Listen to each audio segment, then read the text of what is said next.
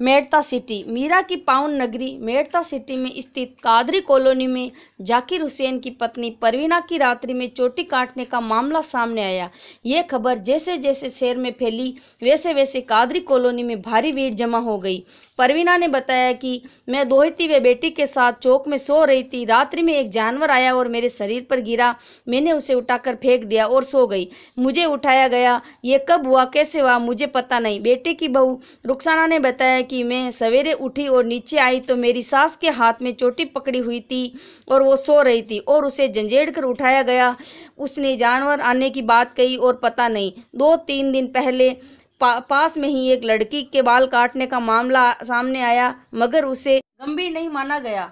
जिले में इस प्रकार की घटनाएं लंबे समय से घटनाएं और चर्चाएं आ रही है। क्या प्रशासन अब सच्चाई तक पहुंच पाएगा या नहीं?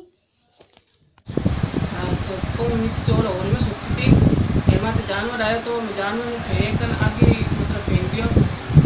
सुबुटी में हाथ में चोटी थी कट्योड़ी मार बीन ने किया मन मन पत्तो नहीं दो ये मैं टापर सुता था 4 करने।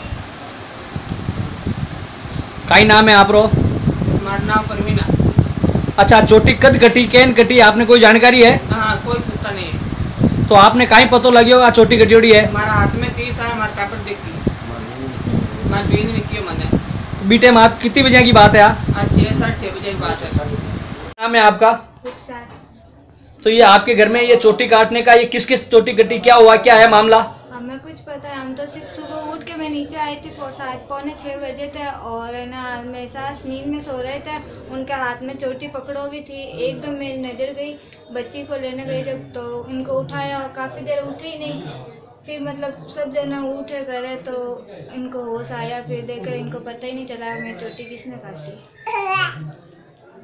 पास में सो रही थी और फिर मेरे को सुबह होता मेरी भाभी ने कहा था कि ना कि वो चोटी मेरी अम्मी के हाथ में थी और मेरा नाम जुबेरिया है, मैं कादरी कॉलोनी में रहती हूँ। तो बेटा तुम्हें भी कोई किस प्रकार की कोई जानकारी या सपने में या कोई छेड़छाड़ या घर में अंदर आने ऐसी कोई जानकारी हुई? नहीं, ऐसी कोई जानकारी नहीं थी मेरे को। तो है ना सुबह होते ही पता चला। मेरे आप सवेरे कितनी बजे उठे?